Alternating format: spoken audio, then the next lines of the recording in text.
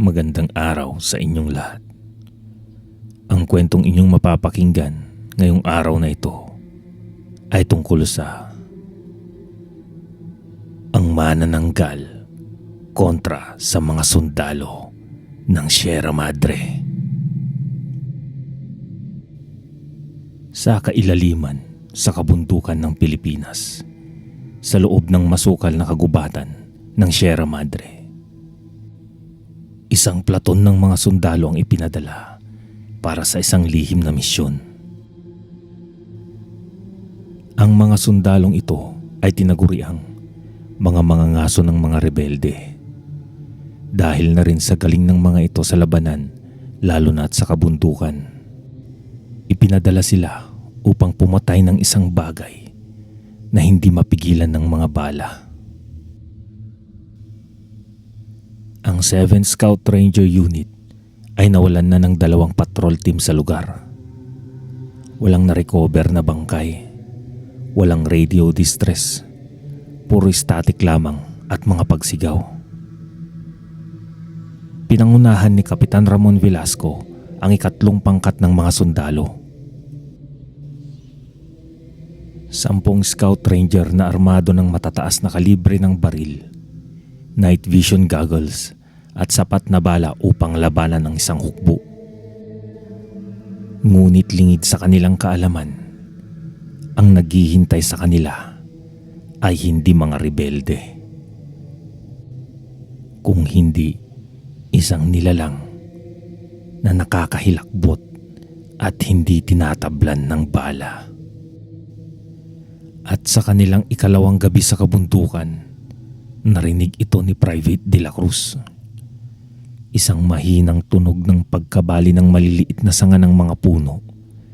Tanda na may umaapak dito. Parang kuko na tumatapik sa mga kawayan. Itinutok niya ang kanyang baril sa dilim. Tahimik na nakikiramdam ang mga sundalo. Ni halos pati ang paghinga nila ay pilit nilang pinipigilan. Nang may nahulog mula sa isang puno. Mabigat ito. At sa pagtingin nila sa paligid, natagpuan nila si Corporal Ibarra pagkalipas lamang ng ilang minuto. Nakabitaw ang kanyang katawan mula sa sanga ng puno. Nakalabas ang kanyang tiyan pero walang dugo sa lupa. Parang may uminom sa kanyang dugo at kumain sa kanyang mga laman loob. Kahit gaano pa katatapang ang mga sundalo, ay nakaramdam pa rin sila ng hilakbot na bumalot sa kanilang buong katawan. Bago pinadala ang mga sundalo sa misyon, sinubukan silang bigyan ng babala ng isang matandang mangyan na gumabay sa kanila kung saang bundok ang kanilang aakyatin. Hindi kayo makikipaglaban sa mga rebelde. Papasok kayo sa lugar kung saan magiging pagkain kayo ng manananggal. Subalit, tumawa lamang ang mga sundalo. At ang sabi pa ng isang korporal, "Huwag kang mag-alala sa amin, Lolo. Matagal na kaming nakikidigma at malalakas ang aming mga sandata." Ngunit sumagot ulit ang matanda. Kung ang tinutukoy mong mga sandata ay ang hawak-hawak ninyong mga baril, ay paniguradong manganganib ang inyong mga buhay. Dahil hindi yan basta-basta tatalab sa kanila. Maliban na lamang kung malagyan ito ng orasyon. Subalit, hindi na ito inintindi pa ng mga sundalo. At ilang sandali pa ay sinimulan na nila ang pag-akyat sa bundok.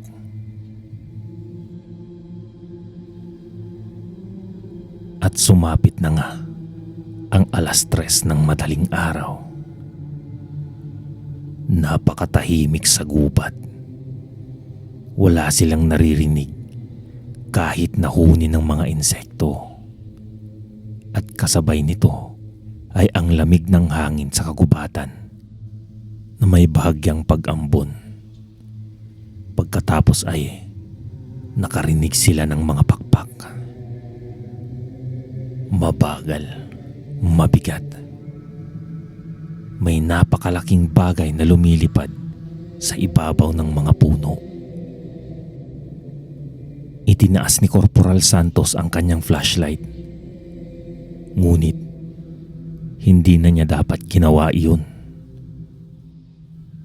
Dahil sa sinag ng liwanag, nakita nila ito ng malinaw. Pang-itaas na bahagi ng katawan ng isang nakakahilakbot na nilalang. Mahabang itim na buhok at mga matang pulang-pula. Nawawala ang kanyang ibabang bahagi. Nakalawit ang mga bituka na parang mga ugat. At bigla na lamang dahan-dahang tumitig at ngumisi ito sa kanila. At pagkatapos ay bumulusok ito patungo sa kanila. Sumabog ang putok ng baril sa kagubatan. Pumutok ang mga bala sa katawan nito. Subalit, humagikgik lamang ito. Isang matinis at nakakakilabot na pagtawa na tila ba'y nanghina sa takot ang mga sundalo. Mabilis itong gumalaw. Parang papel na hiniwa ng mga kuko nito ang dibdib ng isang sundalo. At isa pang sundalo ang dinagit nito at itinaas sa ere. Naputol ang kanyang sigaw. Hindi sila agad pinatay ng nilalang at mukhang nakikipaglaro pa lang ito sa kanila. Nang biglang naalala ni Kapitan Velasco ang isang bagay na minsang sinabi sa kanya ng kanyang lola noong bata pa siya. Maaari mong patayin ng isang manananggal. Pero kailangan mong hanapin ang kabilang kalahati nito. Ang ibabang kalahati ng katawan ay nakatagong kalahati. Ang mahinang parte nito. Ang manananggal ay humihiwalay sa gabi. Ang ibabang kalahati ng katawan nito ay nananatiling nakatago sa alam ng isang ligtas na lugar. Kung sisirain mo ito bago sumikat ang araw, mamamatay ang nilalang. Wika ng kanyang lola. 4 na sundalo na lamang ang natitira. At naghiwa-hiwalay sila sa 2. Desperado na naghahanap. Parang buhay ang kagubatan. Nagmamasid. Humihinga. Natagpuan nila ito malapit sa isang napakalaking ugat na puno ng balete. Ang ibabang bahagi namumutla. Hindi gumagalaw. Nagbubuga ng maitim na likido. Binabantayan ng mas maliliit pang nilalang. Ang katawan ng mga ito ay katulad sa isang alakdan. Subalit, ang kanilang muka ay parang muka ng tao. Alalayan niyo ko! Sigaw ni Velasco. Nagpaputok sila ng sabay-sabay. Ngunit hindi ang mga gumagapang na nilalang ang kanilang puntirya, kundi ang kalahating katawan ng nilalang na kanilang nakasagupa. Ang manananggal. Isang sigaw ang umalingaw-ngaw sa kagubatan. Bumalik na nga siya. Ang manananggal. Bumulusok ito sa harapan nila. Mas malapit na ngayon. Malinaw nilang nakikita ang mukha nito. Napakalaki ng bunganga na tila ba'y kayang-kaya silang lamunin sa isang kagat lamang.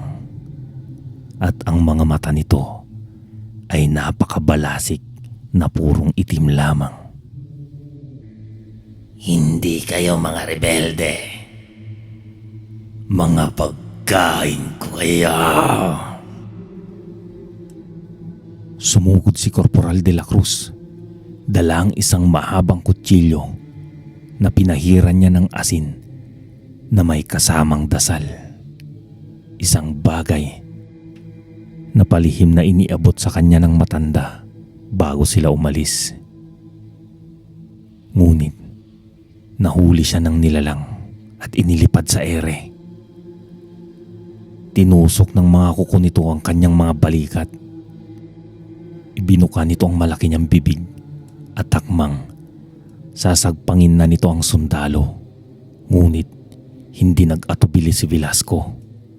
Kumuha siya ng granada at muli pinahiran niya ito ng asin na may halong dasal. Hinila ang pin nito at ipinasok sa nakabukang bibig ng nilalang. Para ito sa mga kasamaan naming pinatay mo! Sigaw ng sundalo. Nabitawan ng nilalang ang sundalo dahil sa pagsubok nitong alisin ang granada na pinasok ni Korporal sa kanyang bibig. Subalit, huli na ang lahat. Sumabog ito habang nasa kanyang lalamunan. Napakalakas.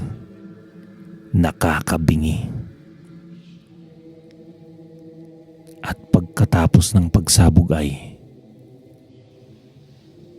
nakakabinging katahimikan ang humalili sa paligid ng bundok.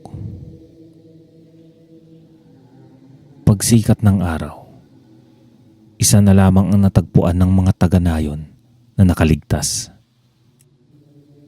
At ito ay si Corporal Velasco. Nasunog ang kalahating mukha nito.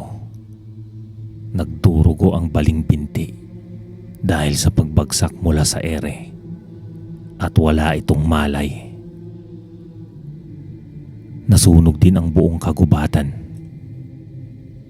Walang bakas ng nilalang. Walang bakas ng bangkay ng mga sundalo. Opisyal na inuulat ng mga militar bilang isang sagupaan sa mga armadong rebelde. At sarado na ang kaso.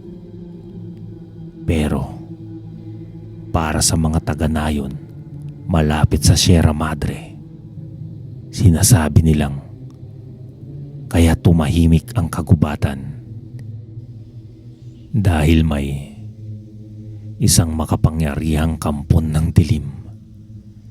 At kapag namamatay ang isang makapangyarihang kampon ng dilim, madalas ay may papalit na mas malakas at mas magdudulot ito ng kadiliman.